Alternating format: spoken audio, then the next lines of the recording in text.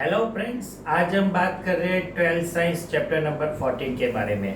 आज के video lecture में हम चैप्टर नंबर 14 के लास्ट थियरम पढ़ाने वाले हैं और लास्ट थियरम है सोलर सेल।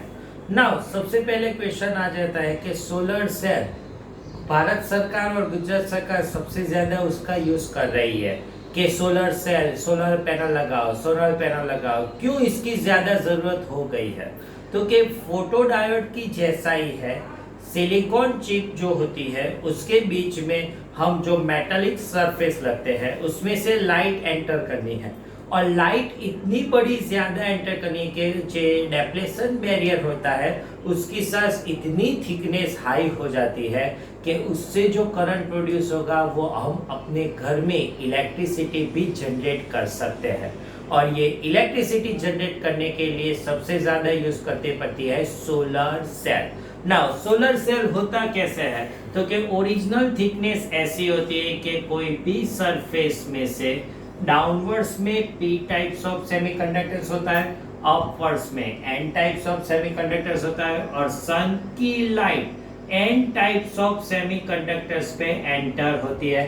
सन की लाइट दैट मींस उसकी फ्रीक्वेंसी होगी, उसकी फ्रीक्वेंसी मींस एनर्जी हो जाएगी और एनर्जी हमने आपको बोली दिया है E equal to H mu और एच सी अपॉन लैम्ब्डा जितनी एनर्जी होगी। ये एनर्जी इसकी बैंड गैप की एनर्जी से ज्यादा हो जाती है तो सारे वो इलेक्ट्रॉन होते हैं, सारे इलेक्ट्रॉन मींस डेप्लेशन बैरियर के सारे इलेक्ट्रॉन, हमने वो जो टाइम पास वाली आकृति ड्रॉ की थी ना, सिलिकॉन सिलिकॉन, वो सारे बॉन्ड ब्रेक डाउन हो जाएंगे। सारे बॉन्ड ब्रेक डाउन हो जाएंगे दैट मींस मैक्सिमम इलेक्ट्रॉन यहां से रिलीज होगा। इलेक्ट्रॉन रिलीज होगा from n to p, then current is flow from p to n, that means p to n से करंट फ्लो हो सकता है। सोलर सेल और फोटोडायोड का डिफरेंस इतना ही है कि फोटोडायोड में हम आउटपुट में सर्किट में बैटरी कनेक्ट करते हैं और बैटरी में से करंट फ्लो करते हैं और लाइट भी एंटर करते हैं। सोलर पैनल ऐसा होता है कि कहीं पर भी बैटरी नहीं होती, इसके साथ हम ओनली एक्सटर्नल रेजिस्टेंस कनेक्ट करते हैं और ये एक्सटर्नल रेजिस्टेंस कनेक्ट करने से लोड रेजिस्टेंस और एक्सटर्नल रेजिस्टेंस में current is flow from P to N, that means P type of junction में से स्टार्ट होके N टाइप्स ऑफ जंक्शन में से फ्लो होगा और ये अपने को करंट प्रोड्यूस होगा। विदाउट बैटरी ओनली सन की एनर्जी से बहुत ही ज्यादा थिकनेस एरिया में से करंट पास करना होता है।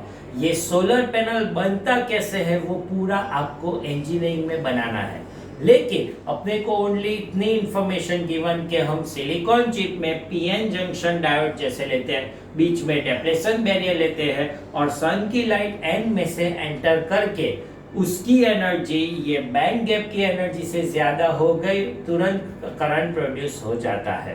अब ये सोलर सेल के पैनल में से कैसे पास हो सकता है? तो कि सपोज मैं ये पी टाइप्स और एन टाइप लेता हूँ, ये जंक्शन हो गया और ये हो गया डेप्लेशन बैरियर।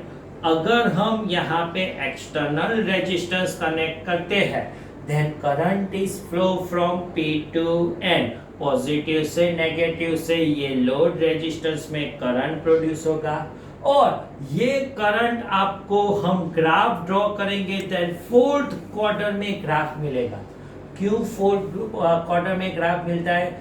यहाँ पे हमको करंट जनरेट करना है, करंट प्रोड्यूस करना है सोलर सेल से, तो सोलर सेल से प्रोड्यूस करने के कारण ब्रेक डाउन वोल्टेज और ब्रेक डाउन करंट का I वर्सेस V का हम ग्राफ ड्रॉ करते हैं तो ऐसे कर्व ग्राफ मिलता है, मैक्सिमम करंट और मैक्सिमम वोल्टेज का ग्राफ मिलता है।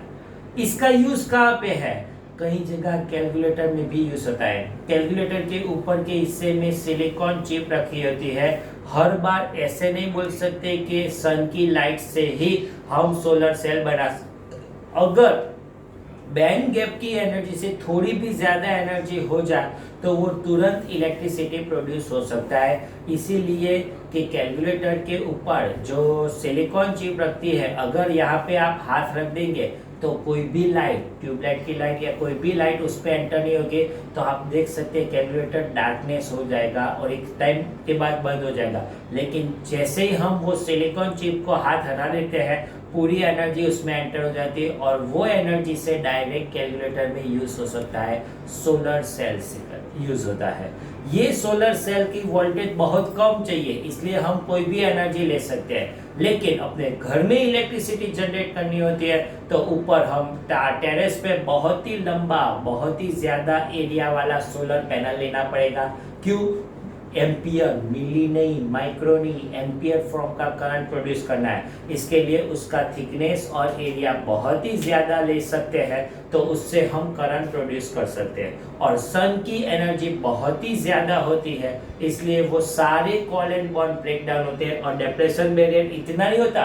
पूरी सोलर सेल में डिप्लेशन बैरियर का वोल्टेज प्रोड्यूस होगा, सारे इलेक्ट्रॉन एन से पी तक मूव करेंगे और सारा करंट, पूरा करंट पी से रेजिस्टेंस में करंट प्रोड्यूस होगा। तो ये हो गया सोलर सेल का कॉन्सेप्ट। 2 मार्कर की एग्जाम में आती है थ्योरम सोलर से एक्सप्लेन सोलर सेल, तो आपको इतना सोलर सेल का एक्सप्लेन करना है। तो आज के वीडियो लेक्चर में हम यहाँ तक रखेंगे। नेक्स्ट वीडियो लेक्चर से हम न्यूमेरिकल स्टार्ट करेंगे। Thank you very much.